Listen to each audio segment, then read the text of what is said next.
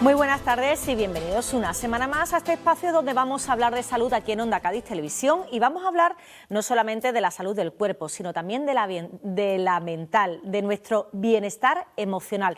Y lo vamos a hacer gracias a esa colaboración que tenemos con el Colegio de Psicólogos de Cádiz, y en este caso tenemos como invitada, yo creo que a una persona que ustedes ya conocen porque ha participado no solamente en este programa, sino también en otros programas de esta casa. Esther Redolosi, muy buenas tardes, encantada de tenerte en Saludablemente. Hola, buenas tardes, Maite, encantada yo de venir. Ya sabéis que siempre que me llamáis estoy dispuesta porque me apetece mucho compartir con vosotros un ratito, ¿no?, de psicología y compartir pues todas las cosas que trabajamos desde el colegio, ¿no?, a la población en general, lo que nos escucha.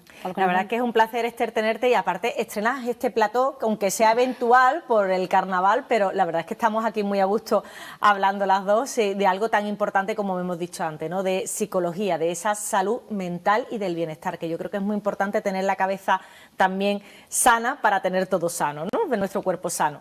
Así es, la verdad que sí, que el plató está bastante bien, me gusta. Y claro, y sobre todo estos tiempos que corren, ¿no? Aunque hoy vamos a tratar un tema específico, pero en general es verdad que es necesario trabajar la salud mental, y últimamente se le está dando más importancia porque como los tiempos que estamos viviendo son un poco caóticos, ¿no?, pues tanto los niños, adolescentes, como los padres, los adultos, pues necesitamos trabajar nuestra salud mental, pues eso, para sentirnos más a gusto y poder vivir una vida pues con más adaptado, ¿no?, lo más adaptado posible. Y como bien dices, vamos a tratar de un tema concreto porque además vuestra colaboración precisamente nos ayuda a profundizar en determinados asuntos que muchas veces no le encontramos no salida, sino no sabemos cómo preguntarlos y sobre todo no encontramos esa respuesta. En este caso vamos a hablar de algo un poco complicado porque vamos a hablar de niños y adolescentes, pero no se crean ustedes que cuando hemos hablado de problemas del crecimiento, de algo tan importante como la salud y en este caso cómo enfrentarse al cáncer. Los niños también tienen cáncer, los adolescentes también, ¿verdad, Esther? Y es un proceso muy complicado y muy largo. Claro, desafortunadamente así es, los niños y los adolescentes también tienen cáncer, a destacar sobre todo el cáncer, que no es una enfermedad única, ¿no?, que lo catalogamos como un nombre, pero en verdad son procesos clínicos muy distintos. Entonces no es igual un cáncer infantil que un cáncer de adulto que un cáncer adolescente, por eso trabajamos con las distintas edades. Y se produce, claro, desafortunadamente se produce en el niño, en el adolescente, y desde nosotros, desde el Colegio de Psicólogos y del Grupo de Trabajo de Psico-Oncología, pues intentamos trabajar pues la intervención con esta población porque se produce, ¿no?, es una cosa habitual. Es verdad que los cánceres infantiles y adolescentes más comunes pues suelen ser el de los linfomas, las leucemias y los sarcomas, ¿no?, especialmente los de tejidos blandos y los de los huesos, ¿no?, que se focaliza más todo en ese tipo de cáncer. Sí, pero al final es un cáncer y los niños tienen que asumir este proceso, y no solamente los niños, sino los padres, ¿no?, que ahí son las dos patas en este caso vuestras, ¿no?, para trabajar. Claro, nosotros trabajamos sobre todo desde el plano de las emociones, porque, como hemos dicho antes, es un proceso clínico muy complicado, cada uno lo vive de una forma distinta y lo que va a estallar pues son nuestras emociones, van a ser unas emociones muy intensas, emociones que van a ser desagradables, incómodas, dependiendo de las distintas situaciones nos vamos a encontrar, ¿no?, en el hospital, las operaciones, los tratamientos, el aislamiento, ¿no?, además sobre todo los niños y adolescentes, que es la época en la que empiezan a relacionarse, la parte social, donde es vital, ¿no?, el tener contacto con los iguales, el verse aislado y el verse en un tratamiento, pues claro, el mundo emocional es caótico también, ¿no?, igual que está el mundo, ¿no?, entonces necesitamos trabajar esto tanto con los padres como con los niños y con los adolescentes. Has dicho algo muy importante, las emociones. Para los niños es muy complicado muchas veces expresar lo que sienten. Yo ahora mismo he dicho además las emociones y me he acordado de un maravilloso libro, en este caso, que es ese Monstruo de color, que a muchos niños les ayuda precisamente a comunicarse con los mayores. En este caso, los monstruos de colores, obviamente no los utilizáis, pero sí es verdad que hay que gestionar las emociones en niños y adolescentes que son muy diferentes, que no es lo mismo, como bien has dicho, un adolescente que tiene que pasar por este trance a un niño pequeño que quizás lo asimile hasta mejor, ¿no? Claro, depende de la edad mucho. No es igual, por ejemplo, de niños de pequeñito, de 2 a 5 o 6 años, no tienen tanta conciencia de lo que está pasando, ¿no? Ellos ven que le tienen sobre todo miedo a la separación de los padres, a no estar con ellos, y y sobre todo al dolor, ¿no?, que puedan sentir en alguna prueba médica. Después, cuando son un poquito más mayores, pues sí que se dan más cuenta del aislamiento, le dan más miedo ya al concepto de la muerte, a partir de los 8 años hasta la preadolescencia, cuando empiezan a desarrollar el concepto de muerte. Entonces viven ese concepto con mucha intensidad y ya se plantean el por qué la gente se muere, que no se muere. Entonces esto también lo tenemos que trabajar. Y aunque la parte más crítica, la edad comprendida entre los 12, la preadolescencia y adolescencia, son donde más el efecto es más devastador, podemos decir, ¿no?, es más fuerte. Porque, por lo que hemos dicho antes, porque el adolescente tiene mucho que socializar y esta enfermedad lo que le hace totalmente es aislado. También el adolescente tiene mucho el constructo de la imagen, ¿no?, donde empieza a desarrollarse pues que mi autoconcepto, cómo soy, y en ese momento, claro, la imagen cambia también. Y sobre todo cuando son tratamientos muy fuertes, pues no si la caída del pelo se hincha, hay muchos efectos secundarios. Hay muchos pierden, por ejemplo, el apetito, se quedan demasiado delgados, también los efectos de la quimio les afecta al físico. Entonces, claro, eso revierte mucho en su autoestima, el concepto, mi imagen, quién soy, ¿no? Es como en la adolescencia, como que nos posicionamos en el mundo con nuestra imagen, que eso después nos va a ayudar mucho en la edad adulta, pero ese autoconcepto se crea en esa época de la vida. Entonces, por eso la parte más importante es con los adolescentes. Es la parte que trabajamos más y en la que si se trabaja bien también notamos los beneficios, que después son niños que salen muy fortalecidos de la enfermedad, niños que después siguen con un autoconcepto muy bueno, con una confianza, con una autoestima, que es lo que se intenta, ¿no?, con este tipo de intervenciones. ¿Y cómo se trabaja? Porque estamos hablando de adolescentes que necesitan muchas horas de conversación, mucha asimilación de un proceso y sobre todo de una persona a la que puedan confiar. En este caso vosotros os convertís precisamente en esa persona de confianza. ¿Cómo es precisamente todo este trabajo? Porque es muy duro también para vosotros. Claro, sí, el tema de la intervención sobre todo se basa en que ellos aprendan a gestionar las emociones que no les gustan, ¿no? Porque normalmente es verdad que tendemos a querer conectar, incluso nos pasa, ¿no?, en la vida normal, conectamos con las emociones que nos hacen sentir bien y las emociones que son más desagradables como que no queremos sentir, las evitamos, ¿no?, todo aquello que no nos gusta. Entonces, claro, en la enfermedad, como he dicho, como va a traer muchas emociones negativas, les enseñamos a que aprendan a detectarlas, a gestionarlas, a comprenderlas y a expresarlas, ¿no? Las emociones más frecuentes que van a tener los niños y adolescentes pues son la falta de interés, ¿no?, por la vida, pierde un poco el interés, tristeza, la tristeza es bastante, ansiedad también, porque les crea mucha ansiedad la situación, miedo, enfado, el enfado está muy presente y sobre todo los niños más pequeñitos, porque es verdad que los niños pequeños confunden las distintas, es decir, las emociones que no les gustan la confunden y todas la expresan como enfado. Además un niño está triste y no sabe qué es tristeza y lo termina expresando como estoy enfadado. Entonces ya un adolescente sí puede empezar a distinguirlo, pero en parte el trabajo con los más pequeñitos es eso. A lo mejor está expresando enfado, pero a lo mejor enfado no es, a lo mejor lo que tienes es tristeza, ¿no? Entonces el trabajo se trabaja mucho ahí, cuando el niño empieza a conectar con sus emociones, empieza a darse cuenta, ¿no?, de cómo soy, aprendo a gestionarla, no evitarla, pero ni tampoco a exagerarla ni dramatizarla, sino simplemente entenderla, comprenderla y saber cómo trabaja con ella. La verdad es que es muy importante el trabajo que estás comentando, Esther, pero siempre hay barreras, siempre hay cosas que vosotros tenéis que solventar, que superar para poder llegar, en este caso, a los niños y a los adolescentes, ¿no? ¿Cuáles son esas barreras? Pues me parece interesante lo de las barreras porque es verdad que nos encontramos muchas veces, ¿no?, con barreras. Primero, una cosa importante es el exceso de hospitalización, que los niños pasan mucho tiempo en el hospital, entonces nosotros queremos hacer una intervención que a veces se hace a través nuestro, ¿no?, o en su casa o con contacto en un contexto fuera del hospital, que cuando están hospitalizados mucho tiempo pues perdemos un poco el mantener ese contacto que necesitamos, ¿no?, por lo menos esa frecuencia y esa constancia.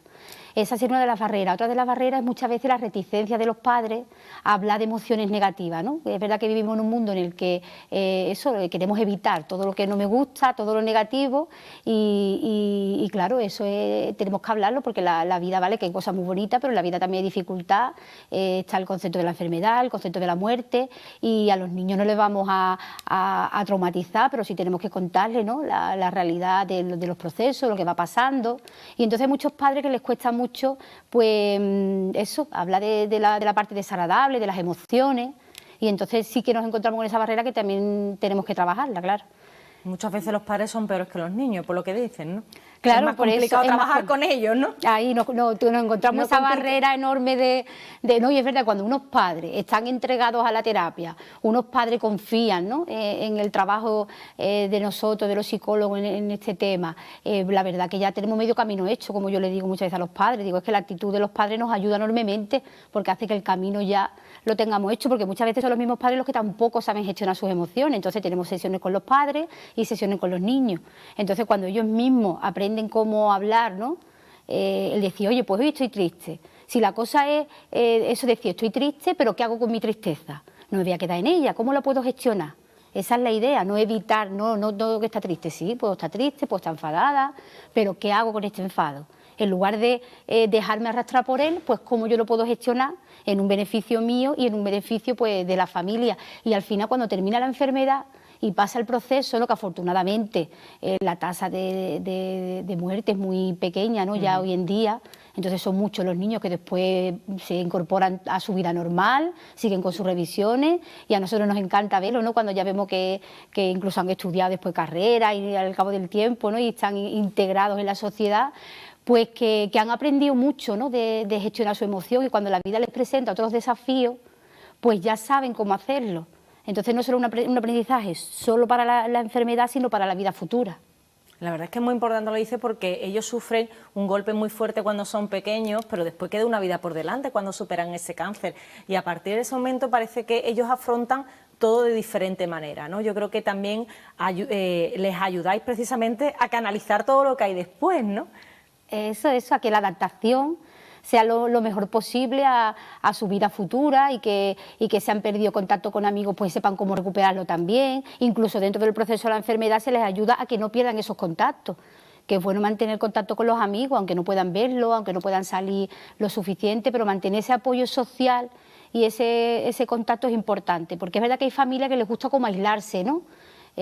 Como que les duele tanto la situación que están viviendo, porque claro, es dolorosa, que se aíslan un poco de la sociedad, pero eso al final no nos ayuda, porque somos seres sociales y cuanto más estemos integrados socialmente, más nos ayudamos entre todos. Entonces, el tener ese apoyo social, el que la gente que tú sabes que puedes contar durante el proceso de enfermedad, es fundamental. Entonces, también les ayudamos a esto, a que no se aíslen, a que sigan compartiendo, a que sigan teniendo, en la medida de lo que puedan, de lo posible, pues estos contactos sociales que les va a ayudar a la adaptación futura. Sí, Esther, pero imagino que, por ejemplo, desde que surgió la pandemia, por desgracia, todos estos contactos sociales se han tenido que recortar y abandonar por obligación, porque además son niños enfermos de cáncer, por lo tanto son más vulnerables que el resto de personas, y el aislamiento era vital para no contagiarse de COVID, ¿no? Yo entiendo que para vosotros además habrá sido muy complicado estos 2 años y siguen siendo. Totalmente, como dices, así es, ¿verdad? El tema de la pandemia, claro, son niños que están en riesgo, porque son niños que no se podían tampoco contagiar, entonces el aislamiento ha sido muchísimo mayor. Es verdad que también se les enseña mucho el aprender, ¿no?, las redes sociales, el uso de... En positivo siempre. En positivo, que eso es un tema que también es importante tratarlo. Sobre todo el buen uso porque muchos padres, ¿verdad?, que también son muy reticentes a la hora de darle las nuevas tecnologías a los niños. Yo. Pero yo siempre digo que es que eso forma parte de la sociedad actual, entonces lo que tenemos que enseñarle es un buen uso. Entonces nos vamos a dárselo muy pequeñito, pero una edad en la que ellos ya, por lo menos para que no vayan por detrás, porque si hay niños que cogen con 16 años un móvil, ya llevan un montón de parte que no han aprendido, entonces se siente un poco como un poco de retraso con los compañeros, y además para que puedan hacer un buen uso tenemos que darle esa herramienta para que la pueda usar. Si yo no se la doy, no la sabe usar.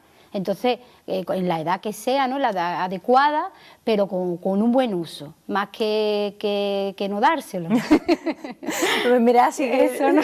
Yo reconozco que para eso soy bastante reticente en las redes sociales, pero sí es verdad que es una ventana para ello, ¿no?, en este tiempo, y fundamental, no solamente Instagram, que Instagram más que nada es lo físico, en este caso lo estético, y ellos precisamente con lo estético tienen un enfrentamiento más fuerte, pero quizás es una manera de manifestarse a través de Facebook, que puedan escribir algo, o a través de Twitter pueden expresar sus sentimientos, ¿no?, en un momento determinado, o incluso poner cosas que les gustan, que no pueden acceder a ellas en ese momento, ¿no? Así es, perfecto, y compartir también con otras personas a nivel mundial que están pasando una situación parecida. Entonces, el sentirte entendido, apoyado, o visto que hay personas que viven la misma situación, pues se hace a través de las redes, de las plataformas, de las aplicaciones, ¿no? Qué importantes son las aplicaciones y las redes sociales cuando sabemos aplicarlas, ¿no? Así que, por eso siempre un buen uso, eso como todo en verdad, saberlo usar bien, ¿no? Entonces, hacer un buen uso sí que es importante y además eso también es necesario enseñarse a los niños, a los adolescentes, y fue una labor que también nos fuimos nosotros dentro de la pandemia, con enseñar cómo usarlo bien, ¿no? Que no es toma el móvil y ya está, o sino, bueno, vamos, tómalo, pero vamos a ver cómo se usa, cómo se utiliza y qué podemos sacarle de bueno, ¿no?, a esta herramienta que tenemos hoy en día y que forma parte de nuestra vida, claro. La verdad es que forma parte de nuestra vida, igual que formáis parte de vuestra vida los psicólogos, ¿no? Yo creo que eso es muy importante porque muchas veces, por ejemplo, en enfermedades como el cáncer, antes no se le daba importancia a la necesidad psicológica y apoyo psicológico durante todo el proceso. Y afortunadamente, de un tiempo a esta parte, sí es verdad que vosotros tenéis un peso muy importante en el tratamiento, ¿no, Esther? Sí, porque antes se consideraba como un signo de debilidad. Era como que ya el psicólogo es como que yo no soy capaz, ¿no?, de hacerlo solo. Y en verdad todo lo contrario, es decir, soy tan fuerte y tengo tanta valentía que voy a buscar los recursos que me da la sociedad para poder gestionar esto de la mejor manera posible, ¿no? Igual que utilizo otro tipo de recursos que me puede ofrecer la sociedad, por ejemplo, a nivel de nutrición, ¿no? Voy a comer mejor, a nivel físico, voy a enterarme de cómo puedo hacer físicamente para sentirme bien. Pues nosotros igual, es dar otros recursos, ¿no? Nosotros ofrecemos herramientas, recursos, técnicas, para poder enfrentar a la vida, las problemáticas, en este caso pues esta enfermedad, pero es eso, ahora ya se está viendo afortunadamente con una visión más de que el que acude al psicólogo es porque quiere mejorar y tiene esa necesidad, ¿no?, de crecer y de crecimiento personal. Entonces, la verdad que ha cambiado mucho, ¿no?, años atrás. Es muy importante ese apoyo psicológico porque hemos dicho que ellos tienen una serie de emociones que no saben muchas veces cómo gestionarlas, y en este proceso tan complicado es muy importante que ellos liberen un poco también esa tensión, ¿no, Esther? Sí, y el desahogarnos, porque es verdad lo que comentas, que muchas veces el no querer hablar de estos temas, porque es un tema como que nos duele, ¿no?, no queremos hablarlo, pues hace que contengamos esa emoción y no nos desahogamos lo suficiente.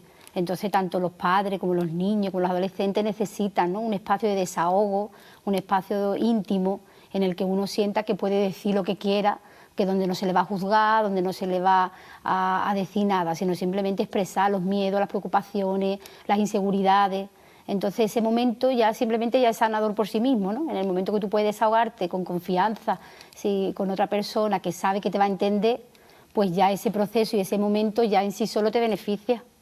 Qué importante es en este caso vuestra ayuda y sobre todo para los más pequeños. Yo creo que es fundamental que en este proceso no solamente estén acompañados de sus padres, sino que tanto los padres como los niños tengan, y adolescentes por supuesto, tengan vuestro apoyo. Y yo creo que hemos hablado de los padres porque ellos tienen un papel muy importante y a veces ellos mismos se olvidan de que estáis vosotros, ¿no?, en donde también se pueden apoyar y donde pueden pues pedir esa ayuda o al menos cómo gestionar determinadas cosas en casa, porque en realidad las vidas cambian cuando hay en casa un caso de cáncer, ¿no? Así, muy interesante, es verdad lo que dice, porque ese punto es importante, que el contexto familiar cambia totalmente, ¿no? Cuando aparece la enfermedad en el entorno familiar, todos los roles que tenemos marcados cada uno cambian.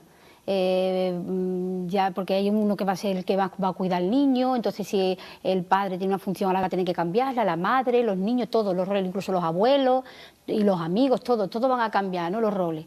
Entonces eso nos crea también mucha angustia, mucho malestar, ¿no? Estamos acostumbrados a llevar una vida rutinaria y de pronto pues todo cambia. Entonces el poder expresar eso y el poder ser consciente de que eso está pasando es normal y cómo lo puedo gestionar de la mejor manera.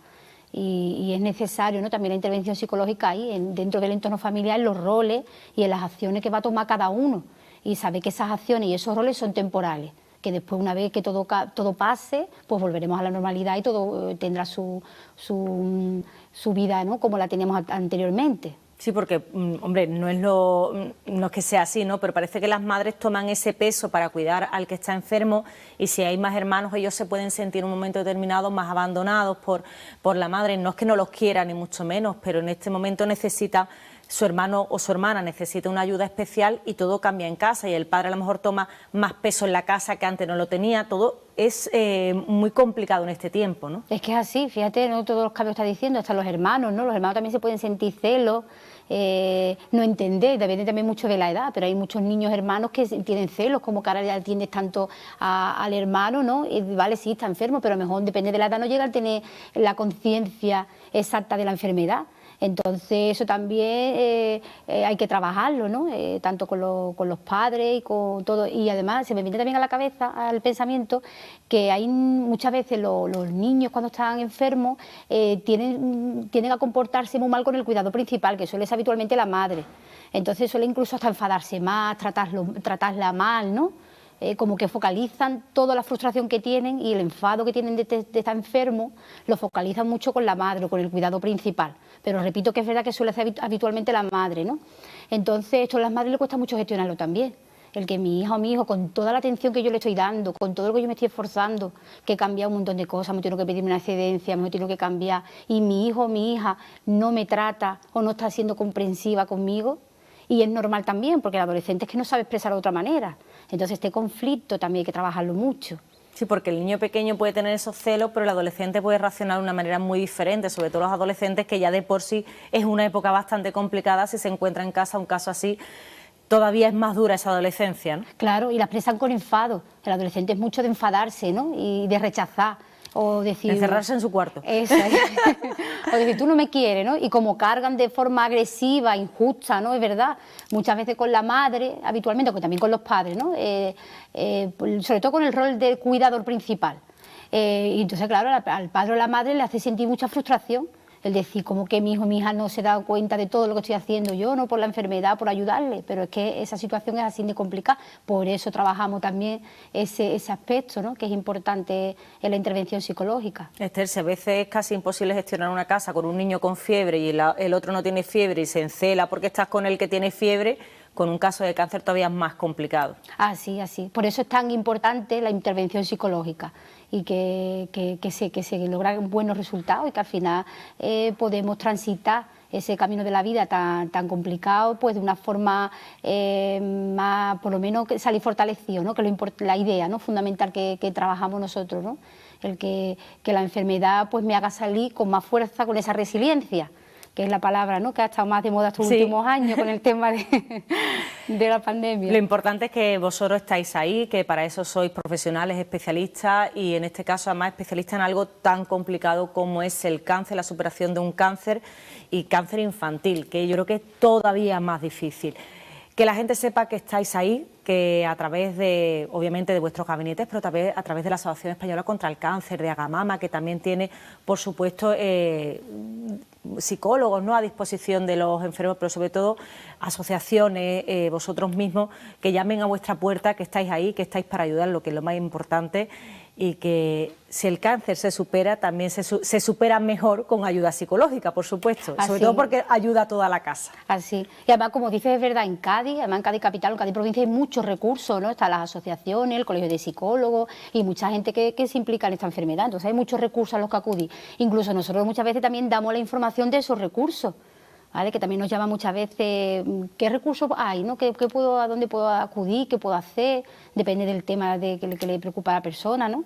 Entonces eso sí es verdad. Pues lo importante es que estáis ahí. Yo de verdad agradezco que cada 15 días, más o menos, es cuando estáis aportándonos, yo creo que tantísima ayuda a todos nosotros, porque, como lo he dicho antes, la salud mental o el bienestar emocional es muy importante, pero además si concretamos en temas, seguramente a mucha gente que nos esté viendo en casa les vamos a ayudar muchísimo, sobre todo vosotros que sois los que nos aportáis en este caso la sapiencia, que nosotros en este caso estamos para informar y para llevar esta ayuda psicológica. Esther, muchísimas gracias. Gracias a vosotros por darnos la oportunidad de acercar, ¿no?, este tema a los que nos ven, ¿no? Gracias. La verdad es que es un placer teneros aquí y sobre todo que nos habléis además tan abiertamente de algo tan complicado como es el cáncer. La verdad es que es muy complicado una enfermedad, así que os agradecemos de verdad el doble de que estéis aquí.